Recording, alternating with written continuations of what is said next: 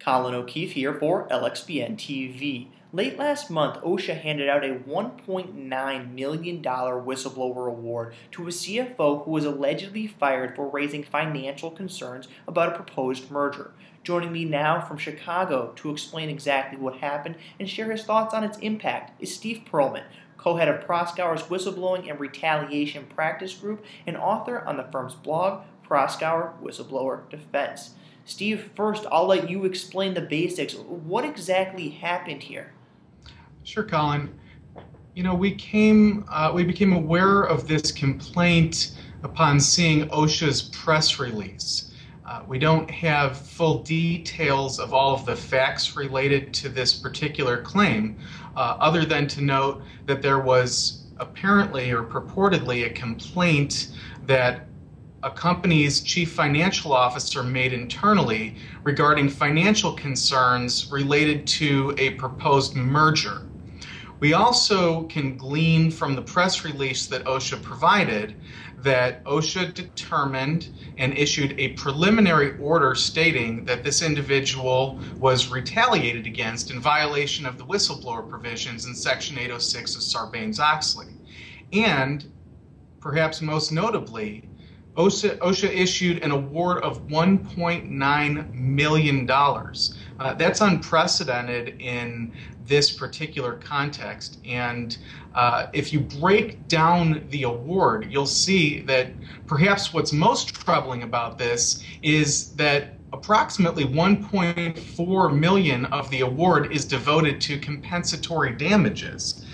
So that dwarfs even the back pay that was awarded by OSHA. This is a resounding wake-up call for employers that they need to handle complaints before OSHA in a very meticulous and robust way.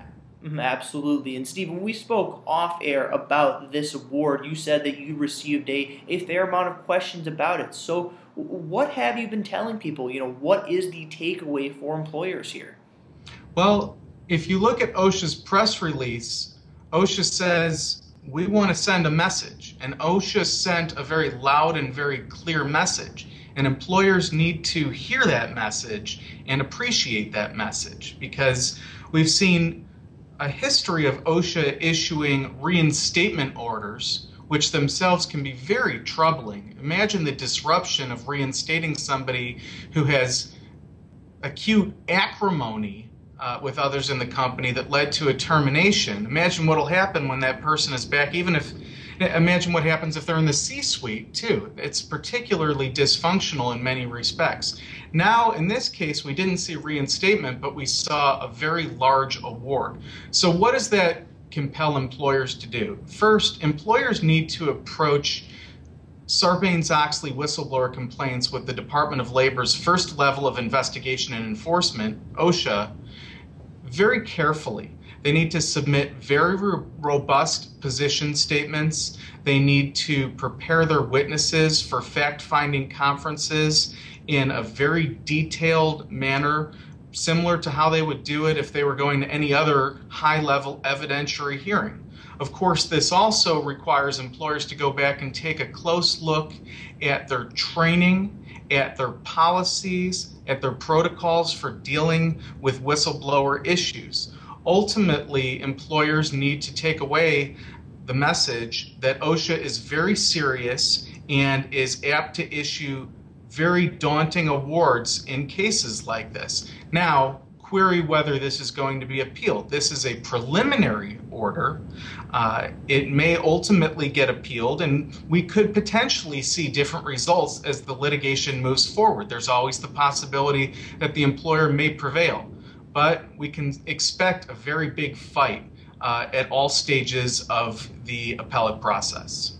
Absolutely. Of course, as you mentioned, this isn't all said and done. There's still some things to be worked out here, and this could be appealed. But if we've seen anything, both with the previous SEC award and now with this award, it's that employers have certainly been put on notice. Once again, that was Steve Pearlman of Proskauer. To read his full analysis of this award, be sure to visit whistleblowerdefense.com. It's whistleblower-defense.com. And of course, as always, come visit us at lxbn.com.